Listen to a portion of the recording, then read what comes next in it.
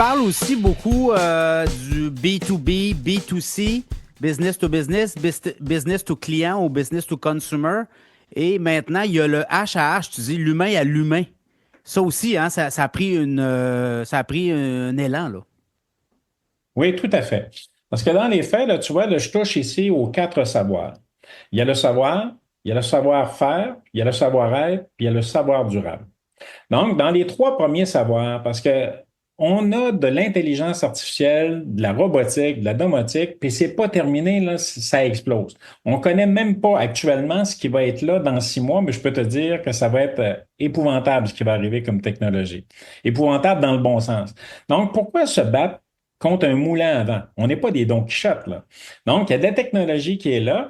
Prenons le savoir qu'on a comme humain, puis le savoir-faire aussi, transférons à de l'intelligence artificielle, à de la robotique, valorisons les emplois en entreprise. Ouais. Valorisons les emplois en entreprise pour travailler sur le savoir-être et jumeler l'humain avec les technologies et non pas les technologies sur l'humain.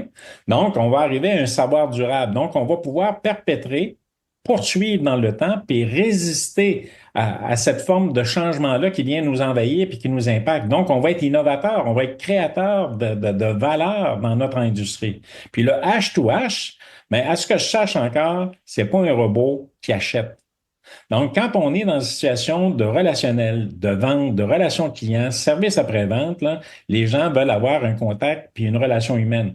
Je peux utiliser toutes les technologies du monde. Tu me téléphones, tu me demandes une information, j'ai mon ordinateur, je peux te transmettre l'information. L'intelligence va travailler puis elle va répondre à mon besoin de transmettre l'information pertinente. Pourquoi continuer à fouiller dans des catalogues, des cartables, puis là, j'exagère, là, Ouais. mais d'aller chercher de l'information sur un mode archaïque, alors qu'on a de l'intelligence qui est capable de nous aider, de nous supporter. Donc, c'est pour ça que le H2H, là, l'humain veut un contact puis une relation avec un autre humain, c'est prouvé.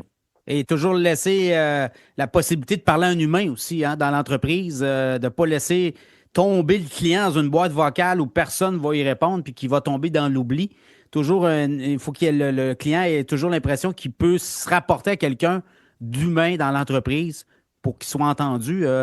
Comment tu vois l'intelligence artificielle au Québec? Est-ce qu'on la perçoit? Parce que là, la vague va être assez importante. Il y en a qui ont peur. Il y en a, moi, je suis de l'école de penser que ça va avoir du bon. Comme l'informatique a eu du bon, il va y avoir des nouveaux emplois qui vont découler de tout ça. Est-ce que tu travailles avec des entrepreneurs qui, justement, embrassent ça ou est-ce que ça crée des freins auprès de certains entrepreneurs actuellement? Je vais commencer ma réponse en te disant que dans les années 1980, ma vieille mère me disait, l'Internet, c'est l'instrument du diable, ça va faire périr le monde. Ça, c'était sa perception en 1980. Qu'est-ce qu'on ferait sans Internet aujourd'hui? On coupe Internet aujourd'hui parce que, bon, on rentre pas dans la COVID, là, mais tu sais, il y aurait pu avoir une panne d'informatique majeure sur la planète, là, pour quelques semaines, là, puis on était paralysé autrement plus qu'avec une pandémie. Parce que la business a continué de rouler avec la pandémie. Ouais. Donc, l'intelligence artificielle, l'informatique, les technologies, l'Internet, ça a été une grande source pour pouvoir sortir de cette torpeur-là, là, avec tous les problèmes économiques que ça a amené.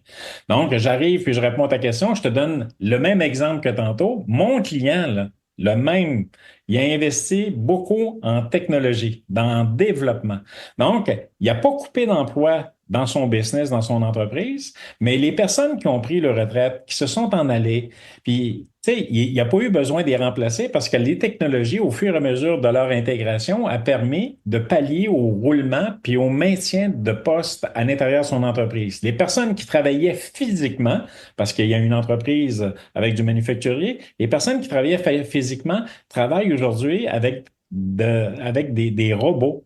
Donc, il y a des robots à l'intérieur de l'entreprise qui font des tâches manuelles. Donc, les personnes, au lieu de travailler dur, puis bon, être sujettes à des blessures, de l'usure prématurée, ils ont pu à vivre ça. Il y a eu tout un plan de formation, d'intégration et de virage sur le changement pour préparer, parce que ça, il faut faire attention à ça. Si j'arrive là comme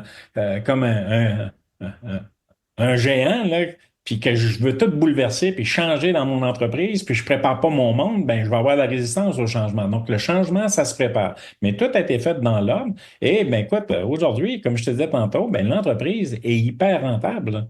Et il n'y a pas coupé de poste, puis chacun a trouvé sa zone de bonheur à travailler dans un mode de développement, un mode de fabrication qui permet à valoriser l'être humain et au lieu de travailler dur physiquement puis d'en rajouter une couche, hein. Non, lui, il a vraiment travaillé avec la valeur ajoutée, là. Lui, il a dit, je vais prendre Oui, l'intelligence artificielle, les robots, je vais, tout le répétitif, on va donner ça à un robot, puis mes humains, je vais leur donner de la valeur ajoutée dans l'entreprise. Je vais les optimiser pour qu'eux aussi se sentent bien et qu'ils soient capables là, de jouer un rôle important dans l'entreprise, hein, c'est ça? oui, tout à fait. Puis je te dirais, ben écoute, dans le contexte actuel, puis je reviens à notre premier point tantôt, là, avec bon, les fameuses taxes, etc., on sait très bien que tu sais, le Québec, le Canada est trop dépendant du marché américain. Mais écoute, si je reste à dire, ben Trump est comme ci, puis l'autre est comme ça, puis l'autre est comme ça, ben je suis en train de tirer dans la mauvaise direction. Cessons de parler des autres, parlons de nous-mêmes. Exact, Alors, tu sais, exact. tournons le miroir de bord, là. Regardons-nous d'en face et disons, mais j'en suis rendu où, moi, là? Qu'est-ce que j'ai à faire? Quel commitment je dois faire pour sortir de cette impasse-là? C'est ça, c'est un peu comme le titre du film de James Bond qui date de quelques années, Vivre ou mourir, là. Donc, si tu choisis de vivre, mais choisis de changer ton disque de bar, là, tu sais, les fameux vinyles dans le temps, là, change de chanson, change de cassette, tu sais, va ailleurs, là, ça ne marchera pas, ça. Puis de prêter attention, je fais un peu de politique, là, je rebondis là-dessus, mais porter attention à Donald Trump, là, c'est lui donner tout le spectre des voies publiques, puis on le sait très bien, il va en profiter, il est comme ça, c'est quelqu'un qui aime avoir les projecteurs sur lui. Donc, plus on parle de lui, plus ça l'allume, ça l'attise. Mais on règle quoi? On règle rien. Non. Donc, soyons égocentriques, puis moi, je parle d'un égocentrisme collectif, puis un égocentrisme québécois et canadien. Regardons-nous dans le miroir, posons les gestes qu'on a à poser, soucions-nous pas du marché américain, européen, là. Puis la business, on va en faire partout dans le monde. Mais c'est le temps de travailler puis de se repositionner sous un angle différent. Ça, c'est le cadeau que Trump est en train de nous faire, à condition qu'on accepte ce cadeau-là de se remettre en question, puis revoir nos processus, nos procédures, puis les technologies à intégrer à l'intérieur de nos entreprises, puis sortir de cette zone de torpeur. Voilà, François Deschamps, on aurait pu en parler pendant 2 heures de temps. Je sens le feu, là. Je sens, je vois dans tes yeux le feu de l'entrepreneur, le feu du formateur. Écoute, si les gens qui nous écoutent veulent en savoir plus, tes plateformes, ton site web, on va là-dessus. FrançoisDeschamps.ca, puis vous allez avoir tout ce que vous avez besoin, ou encore sur mon adresse courriel info@françoisdeschamps.ca. François Deschamps, merci beaucoup. On se reparle. Salut. Merci.